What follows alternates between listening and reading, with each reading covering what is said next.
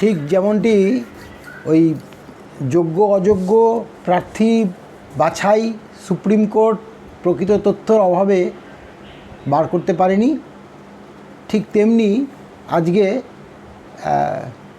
Netaji indoor স্টেডিয়ামের একটা অভিনব সার্কাস যোগ্য অযোগ্যদের নিয়ে আমরা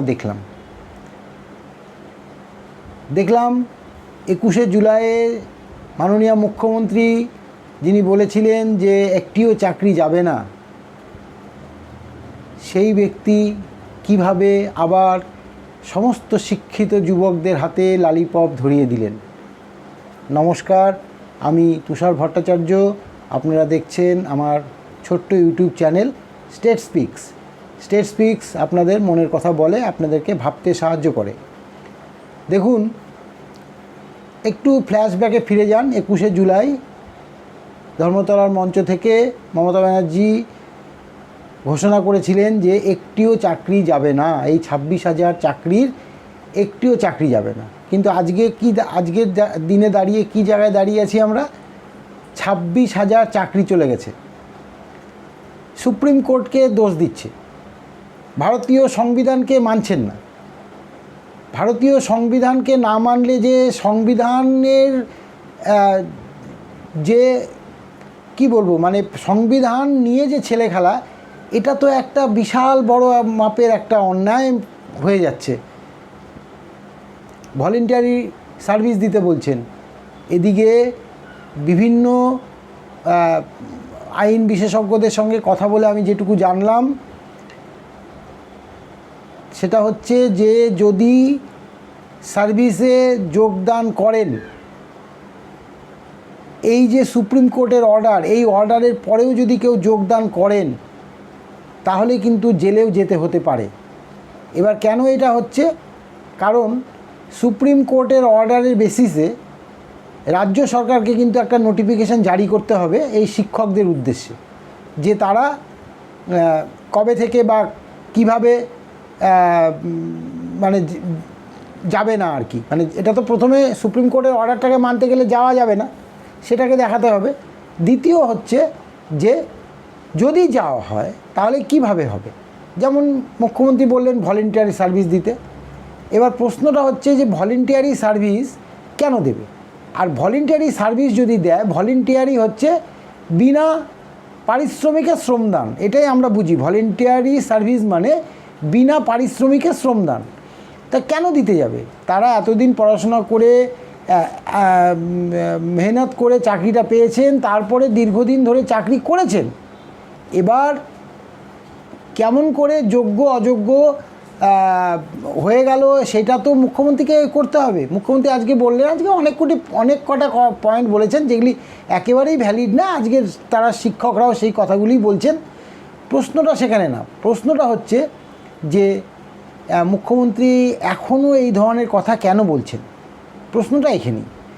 তাই তিনি কি তার ফেস লস হয়ে যাচ্ছে সেটা বাঁচানোর জন্য চেষ্টা করছেন? তাতে কিন্তু বাঁচবে না। আমার মনে হয় এর থেকে বরঞ্চ সুপ্রিম কোর্টের রায় যেটা, সেটাকে ক্ল্যারিফাই করার, যেটা বলেছেন যে আমি ক্ল্যারিফাই করব, ঠিক আছে, কিন্তু তাদেরকে এইভাবে ভলেন্টারি সার্ভিসে যোগদান করো বা দেখছি, এবং এই কথাও বললেন যে প্রথমে যোগ্যদের দেখার ব্যাপারে চিন্তাভাবনা করব, তারপরে অযোগ্যদের নিয়েও ভাববো। এটাও সংবিধান মেনে কথা হয় না। অযোগ্যদের নিয়েও ভাববো মানে এটা কি করে? মুখ্যমন্ত্রীর কাছ থেকে এই ধরনের আশা কেউ করে কি? আমরা তো করি না। মানে আমি মনে করি যে এটা সঠিক নয়। মুখ্যমন্ত্রীকে শুধু যোগ্যদের ব্যাপারটা নিয়ে ভাবতে হবে। এখন দেখুন, আরেকটা প্রশ্ন আমি বলছি যে শুধু 26,000 দেখলেই হবে না। এখানে 8,253 জন মনে হয়, যতদূর সম্ভব, এটা হচ্ছে এসএসসি ডিক্লেয়ার্ড ওই অযোগ্য প্রার্থী। এটা সুপ্রিম কোর্টে কিন্তু জমা করেছে যে 8,253 জন, যতদূর সম্ভব আমার কাছে যতটুকু খবর আছে, 3টে স্টেপে। একটা হচ্ছে ওএমআর সিটের গণ্ডগোলের জন্য, দ্বিতীয় প্রায় 2,000-এর কিছু বেশি তারা হচ্ছে এই ওএমআর সিটের পরেও যারা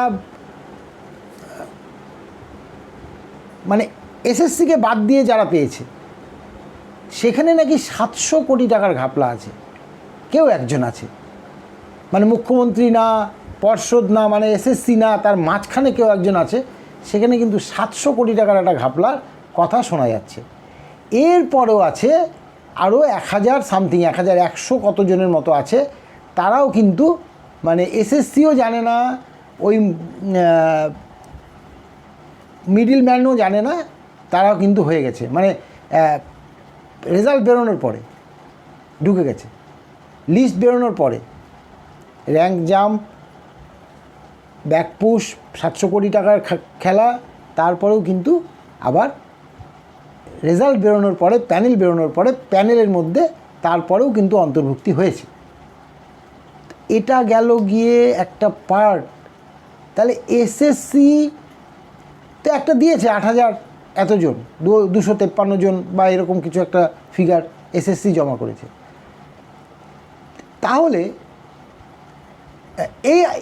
এটা এখানেও সুপ্রিম কোর্ট তো দেখুন, একটা ক্যান্ডিডেটকেও তো সুপ্রিম কোর্ট ওইভাবে বলতে পারে না যে না ভাই, একটা ক্যান্ডিডেটও যদি কোনো সন্দেহ থাকে তাহলে সেক্ষেত্রে প্যানেলটাই করতে হবে।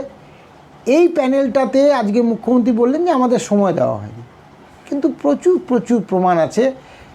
সুপ্রিম কোর্ট কেন, হাইকোর্টও তার রাজ্য সরকারকে সময় দিয়েছে বিভিন্নভাবে, কিন্তু ওই আর কি যেভাবেই হোক পিছিয়ে নিয়ে যাও, কারণ মুখ্যমন্ত্রী খুব ভালো করেই জানেন, এবং তার কাছে আমার মনে হয় তিনি চেষ্টা করলে এখনও ওই ইয়েদের লিস্ট, যারা যোগ্য তাদের লিস্ট বার করে দিতে পারেন। কারণ কারা টাকা দিয়ে চাকরি নিয়েছেন বা ঘুষ দিয়ে চাকরি নিয়েছেন, কারা চাকরিটা বিক্রি করে টাকা পেয়েছেন, এটা মুখ্যমন্ত্রী জানেন না। এটা ভাবাটা কেমন একটা মনে হচ্ছে, কারণ সব ব্যাপারেই মুখ্যমন্ত্রী ছাড়া তো চলে না। আর ওই পর্ষদের চেয়ারম্যান এসব তো রাবার স্ট্যাম্প, ওই চেয়ারে বসে থাকার জন্যই থাকেন ওনারা, ওনাদের কিছু করার থাকে না। কয়েকদিন আগেই একটা ভাইরাল ভিডিও দেখলাম কুণাল ঘোষের, তিনি বলছেন পার্থ চট্টোপাধ্যায় সব জানতো, পার্টিও জানতো। তাহলে পার্টি জানলে পার্টির প্রধান যিনি তিনি জানেন না, এটা তো ভুল কথা। কেন অ্যাকশান নেননি? এখন যেটা প্রশ্ন হচ্ছে যে আমি এসবকে বাদ দিচ্ছি, 26,000-এর চাকরি, এই মুহূর্তে সাংবিধানিক সংকট তৈরি হয়ে যাবে তারা যদি আবার স্কুলে যাতায়াত শুরু করেন। অফিসাররা মার খাবেন, অফিসারদের জেল হবে, মার খাবেন না, জেল হবে। কারণ যেসব অফিসার ওই ডাইরেকশনটা দেবেন তারা কন্টেম্প্ট অফ কোর্ট হয়ে যাবে। সুপ্রিম কোর্টকে ভায়োলেশন হয়ে গেলে তাদের চাকরিগুলি যাবে আর কি, বা তাদের জেল হয়ে যেতে পারে। এইটা একটা বড় একটা বিপর্যয় হতে পারে যদি চাকরিতে ফিরে যাওয়া শুরু হয়। তাহলে কিন্তু সুপ্রিম কোর্টও আমার মনে হয় না, সঞ্জীব খান্না বেঞ্চ, যেটা সুপ্রিম কোর্টের প্রধান বিচারপতির বেঞ্চ যে ডিসিশনটা নিয়েছে, তারাও ছেড়ে কথা বলবে না।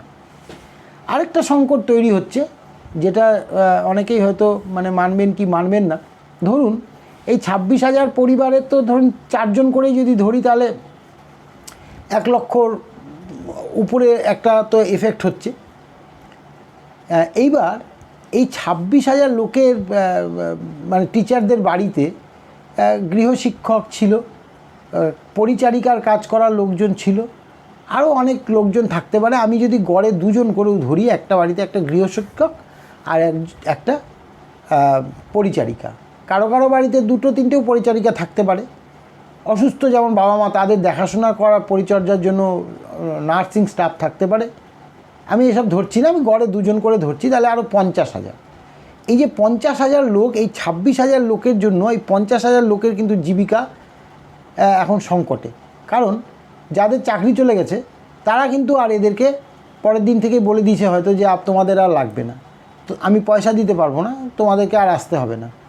এটা কিন্তু একটা অর্থনীতির একটা বড় সংকট তৈরি হবে। এটাও ভাবতে হবে যে নিচু তলার লেভেলে এবার ওইখানে কিন্তু ওই 1,000 টাকার লক্ষ্মীর ভাণ্ডারের টাকা দিয়ে কিন্তু এদের সংসারটা তখন এখন চলবে না। মাথায় রাখতে হবে যে এই যে সংকটটা নিচু তলাতে শুরু হতে যাচ্ছে, এটারও কিন্তু একটা সুদূর প্রসারী প্রভাব পড়তে পারে। মুখ্যমন্ত্রী টোপ দিয়েছেন, তিনি বলেছেন, আমি বলছি না যে তিনি মিথ্যা কথা বলেছেন, তিনি সত্যি কথা বলছেন না, কোনো দিনই বলেন না, এসব আপনারা সোশ্যাল মিডিয়া খুললে বিভিন্ন বড় বড় সংবাদ মাধ্যমের কাছেই জানতে পারবেন। আমি এসব নিয়ে চর্চা করতে চাই না, চর্চা করছিও না। কিন্তু মুখ্যমন্ত্রী যেটা চাইছেন যে রিভিউ পিটিশন করে যদি কোনো মানে একটা বিশেষ কেরামতির মাধ্যমে, কেরামতি তো সুপ্রিম কোর্টে হবে না, সেজন্য আজকে বড় বড় যারা লড়েন আর কি, তাদের ফিস প্রায় 1 কোটি টাকা একটা লড়তে গেলে হয়। মনু সিংভি, কপিল সিব্বাল, প্রশান্ত ভূষণ, রাকেশ ত্রিবেদী, এই যে আছে এদের নামগুলি আছে। এদের কিন্তু মানে কোটি টাকার উপরে, কোটি টাকাই প্রায় ধরে নেন এক এক দিনের ফিস। এই টাকাগুলিও বৃথা যাবে, কারণ কোনো রেজাল্ট হবে না। সঞ্জীব খান্না যতদিন আছেন এই রেজাল্টের উপরে কোনো চাইছেন স্টে আনতে, অন্তত 26-এর ভোট পর্যন্ত যদি স্টেটা আনা যায়। কিন্তু এই স্টেটা আমার মনে হয় না এই সঞ্জীব খান্না যতদিন আছেন ততদিন কোনো স্টে এই কেসে হয়তো পাবে না। এরপরে আছে আগামীকাল 8 তারিখ, 8ই এপ্রিল, সুপার নিউমেরারি পোস্ট তৈরি করার জন্য যে সিদ্ধান্ত নেওয়া হয়েছিল সেইটা নিয়ে কিন্তু হাইকোর্ট একটা ভার্ডিক্ট দিয়ে রেখেছে। কি বলেছে যে এই ক্ষেত্রে, এই সুপার নিউমেরারি পোস্ট ক্রিয়েটের ক্ষেত্রে যে রেজলিউশন পাস হয়েছে বা যেটা যারা স্বাক্ষর করেছে, কার অর্ডারে হয়েছে, সমস্ত কিছু সিবিআই কিন্তু তাদেরকে কাস্টডিতে নিয়ে জেরা করতে পারবে। আগামীকাল কিন্তু এই সুপার নিউমেরারি পোস্টের এই ক্ষেত্রে নিয়ে রাজ্য সরকার সুপ্রিম কোর্টে গেছে। কালকে কিন্তু এটা শুনানি আছে। যদি এটা কিন্তু এই হাইকোর্টেরটা যদি আবার সেম হয়ে যায়, যেমন এই কেসটা হলো 26,000-এর বাতিল, 26,000 কেস তো প্রথমে হাইকোর্টই বাতিল করে, তো এইবার যদি সেই কেসটাও হয়ে যায় যে সুপার নিউমেরারি পোস্ট ক্রিয়েটের ক্ষেত্রে যে সিদ্ধান্ত কলকাতা হাইকোর্ট দিয়েছে সেইটাই যদি হয় সিবিআইয়ের ক্ষেত্রে, তাহলে কিন্তু কালকে বা আগামী দিনে কিন্তু বাংলা কিন্তু একটা সংকটময় পরিস্থিতির মধ্যে চলে যাচ্ছে। সেক্ষেত্রে কিন্তু টিএমসি সরকারের ওই পুরো ক্যাবিনেটটাই কিন্তু একটা বিপদের মুখে পড়ে যেতে পারে বলে আমার মনে হয়। আমি জানি না আগামী দিনে কি হবে, কতটা রেজাল্ট কী হবে, তার মেরিট কী আছে, ডিমেরিট কী আছে, সবই কোর্টের উপর, সবার উপরে কোর্ট, এটা মানতে হবে। আর এই যে রায়টা দিয়েছে এটা কিন্তু সুপ্রিম কোর্টের সর্বোচ্চ, মানে সুপ্রিম কোর্টের প্রধান বিচারপতির ডিভিশন বেঞ্চের রায়। সেখানে কিন্তু অনেক প্রাজ্ঞ ব্যক্তিরা থাকেন, শুধু সুপ্রিম কোর্টের প্রধান বিচারপতি থাকেন না, আরও সব প্রাজ্ঞ জাজ, যারা প্রবীণ জাজ, যাদের প্রচুর নলেজ, যাদের উপরে সংবিধান দাঁড়িয়ে আছে, তারা কিন্তু ওইভাবে কিন্তু হঠাৎ করে কোনো ডিসিশান নেন না। এবং যখন এই রকম ধরনের একটা ড্রাস্টিক ডিসিশান নিতে হয় তারা কিন্তু প্রচুর পরিমাণে ভেবে, কারণ 26,000 পোস্টকে নাল অ্যান্ড ভয়েড করে দেওয়া যে না তোমাদের চাকরি কালকে থেকে নেই, নট আজকে অর্ডার সাইন করার পর থেকে তোমাদের চাকরি নেই, এটা কিন্তু অত চারটিখানি ব্যাপার না, মাথায় রাখতে হবে। যতই আমাদের লালিপপ দিয়ে যাক আমরা শুনে যাব। আজকে ডেকেছিল কথা শুনবে বলে, আমি যতটুকু সংবাদ মাধ্যমে আমার কাজ দেখেছি, কিন্তু একটা কোশ্চেনও কারো অ্যান্সার দেয়নি। একটা কোশ্চেন যিনি করেছিলেন তাকে বলেছেন তুমি যোগ্য না অযোগ্য, মানে তাকেই কোশ্চেন করে বসলেন মুখ্যমন্ত্রী, তিনি যোগ্য না অযোগ্য। আমার তো মনে হলো এটা একটা রাজনৈতিক সভা, কারণ রাজনৈতিক সভা না হলে টিএমসিপি এবং প্রাইমারি টিচার সংগঠন যাদের টিএমসির আছে, তাদেরকে নিয়ে সামনে সারিতে বসিয়ে রাখার অর্থটা কী? ওই বয়স্ক লোকগুলিকে কেন আবুল বাশার এবং সুবোধ সরকারের মতো লোক এবং কিছু উপাচার্যকে দিয়ে ভাষণ দেওয়ানো, দিদিমণি স্তোত্র গাওয়া কেন? এটা তো টিএমসি পার্টির কোনো মিটিং নয় বা ছিল না, এটা ছিল যারা চাকরি হারিয়েছে, বঞ্চিত চাকরি প্রার্থীদের সঙ্গে সহমর্মিতা দেখানোর জায়গা। সেইখানে রাজ্যের মুখ্যমন্ত্রী কি করতে পারেন বা কি করতে পারেন না সেটাই শুনতে এরা গেছিল যারা চাকরি হারিয়েছে। সেক্ষেত্রে তাদের কিন্তু নিরাশ হয়েই, মানে একেবারে সম্পূর্ণই নিরাশ হয়েই ফিরতে হয়েছে। কারণ ওই ভলেন্টারি সার্ভিস দিতে হবে বলে যেটা বলেছেন সেটারও আবার পরে সবাই অপোজ করেছেন, চিৎকার করেছেন। তারপরে তাকে বলতে বাধ্য হচ্ছে এটা আইনি প্রক্রিয়া। কিন্তু কি করবে টিচাররা যারা এখনও পর্যন্ত মানে কিছু বুঝতেই পারছেন না। অনেকে বলছেন যে মাথার এমন অবস্থা যে চিন্তা করার মতো পরিস্থিতি আমাদের নেই, আমরা কি করব। আমার ইএমআই বাকি, আমার বাবার ক্যান্সার, আমার মায়ের ওষুধ কিনতে এত লাগে, আমার ছেলে পড়াশোনা করে সেখানে আমাকে দিতে লাগে, নানা রকম সমস্যায় জর্জরিত এইসব শিক্ষক কুল। তো এই জায়গায় দাঁড়িয়ে মানবিকতা দেখাতে গিয়ে কিন্তু আমার মনে হয় সেইভাবে মানবিকতা দেখানোটা সম্ভব হয়নি। তিনি বলেছেন যে আমি রয়্যাল বেঙ্গল টাইগারের মতো চোখে চোখ রেখে ফাইট করব, কিন্তু আপনাদের নিশ্চিন্ত যে আপনারা চাকরিটা ফেরত পাবেন। দেখুন, আমার কেন জানি না মনে হচ্ছে যে মুখ্যমন্ত্রী জানেন, এবং মুখ্যমন্ত্রীর কাছে কিন্তু যোগ্য ব্যক্তিদের তালিকা অবশ্যই আছে, কারণ তিনি জানেন যে কারা কারা টাকা নিয়েছেন এবং পরিস্থিতির জল মাপছেন, যে দেখা যাক কী হয়, কতটা কী হয়। যদি ভলেন্টিয়ারি চাকরি সবাই করতে চলে যায়, তাহলে আমি ওই পোস্টগুলিতে 10-15 হাজার টাকায় যদি চালিয়ে দিতে পারি, তাহলে আমাকে 60-70 হাজার টাকা করে মায়না দেওয়ার প্রশ্ন নেই। একটা মায়না দিয়ে 4 জনকে আমি রাখতে পারবো। এইসব চিন্তাভাবনা সরকারের থাকতে পারে, জানি না। কিন্তু মানবিকতার জায়গায় কিন্তু অমানবিকতার ছবি প্রচুর পরিমাণে আমরা দেখেছি। সেটা পাস ইস্যুর ক্ষেত্রেও দেখেছি। পাসটা কেন ইস্যু হবে এবং আমরা যোগ্য, এই কথাটাই বা আসবে কেন? আমরা যোগ্যটা কে নির্ধারণ করবে, কিসের বেসিসে নির্ধারণ হবে?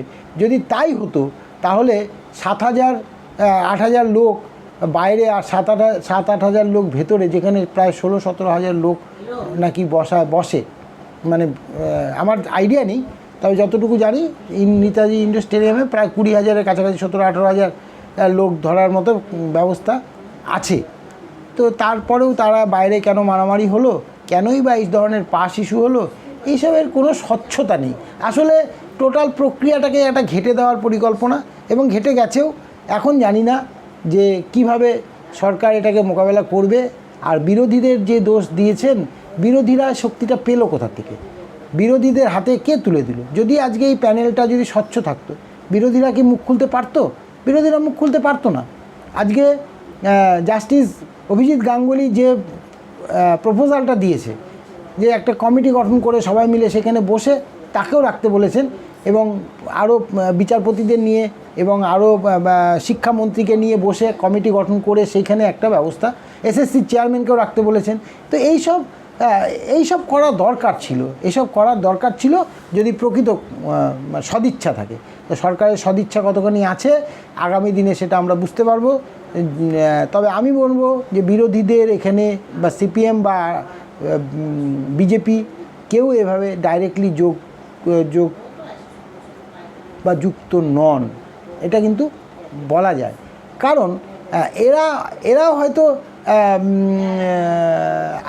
পরের যে হাইপটা, এই যে এখন যেটা চলছে সেটাকে নেওয়ার চেষ্টা করছে, কিন্তু এরা কিন্তু ডাইরেক্টলি, আমার মনে হয় না এরা কোনোভাবেই এদের মধ্যে যুক্ত। কারণ যদি তাই হতো না, তাহলে ওই কথাগুলি শোনা যেত না যে অমুকের সময়ও চাকরি, অমুক জেলার খবর আমার কাছে আছে, অমুকের আরও 2-1টা জেলার নামকরণ হয়নি, কিন্তু বলা হয়েছে যে এই জেলায় কারা কারা চাকরি নিয়েছেন, কারা কারা নেননি। ইভেন এমনও কথা শোনা গেছে নাকি বিজেপির রাজ্য সভাপতির সম্বন্ধেও তার বক্তব্য শোনা গেছে যে চাকরিতে ঢোকানো হয়েছে। তো এইটা সব কথার কথা। প্রকৃত তথ্য সরকারের কাছে যদি থাকে, খোলা মনে সবার সামনে নিয়ে আসা দরকার। শুধু ভোট গিমিক নিয়ে চললে হবে না। ভোট তো আসবে যাবে, ভোটের এই যে গিমিক, এটা কিন্তু মানুষ ধরে ফেলেছে যে ভোট 26 পর্যন্ত যদি স্টে অর্ডার আজকে নিয়ে আসতে পারি, তাহলে 26-এর ভোট টেনে দিতে পারবো, তাহলে তারপরে কিন্তু ঠুটো জগন্নাথ হয়ে যাবে এরা সবাই। এটা এরাও বুঝতে পারছেন, সেই জন্য সোশ্যাল মিডিয়া খুললেই কিন্তু এনাদের বক্তব্য আমরা দেখতে পাচ্ছি।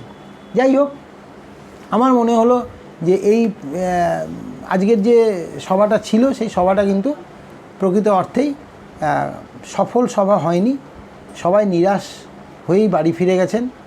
হয়তো টিএমসির যারা বা টিএমসিপি যারা করে, বা তাদের সংগঠন, শিক্ষক সংগঠন যারা করে, তারাও হয়তো বলতে পারছেন না, কিন্তু মেনে নিতে পারছেন না।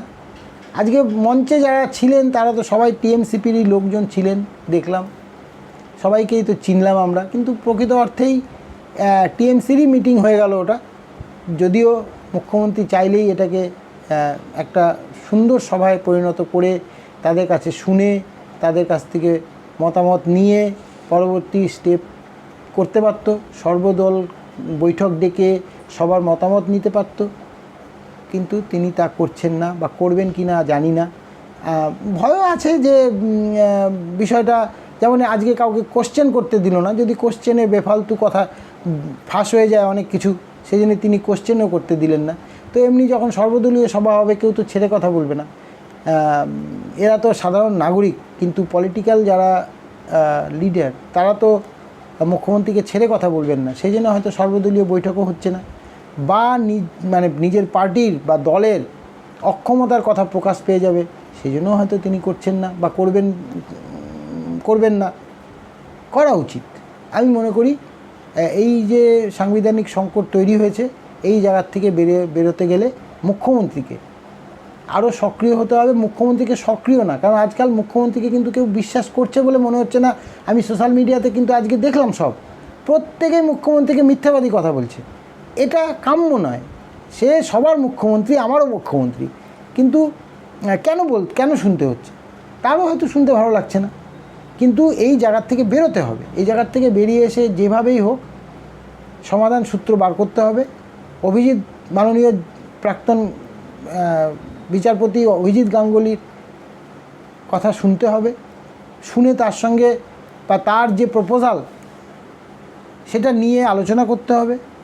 সুপ্রিম কোর্টে রিভিউ পিটিশন যেমন করা যাবে, রিভিউ পিটিশন করে শুধু ওই বড় বড় আইনজ্ঞ দিয়ে বা নিজের ইয়েটা ঝেড়ে ফেললাম, এটা ঠিক না।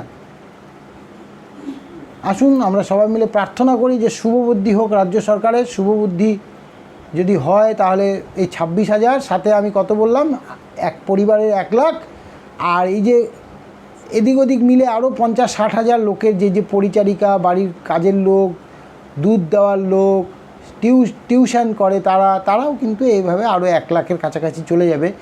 এই যে অর্থনীতিতে একটা বিশাল ধাক্কা আসবে, এটা কিন্তু মেনে নিতেই হবে। তো সেইটা যাতে না হয়, আসুন সরকারের শুভবুদ্ধি হোক। আমরা চাই যে সরকার একটা নির্ণায়ক জায়গায় পৌঁছাক এবং দ্রুত সমস্যার সমাধান হোক। আজ এ পর্যন্তই। প্রতিবেদনটি একটু বড় হয়ে গেল, দেখবেন, কমেন্টে জানাবেন যদি আমার প্রতিবেদন ভালো লাগে বা কোনো কমেন্ট থাকে, অবশ্যই জানাবেন। ততক্ষণ পর্যন্ত সুস্থ থাকেন, ভালো থাকবেন। আগামী দিনে আবার কোনো নতুন এপিসোড নিয়ে আপনাদের সামনে হাজির হব।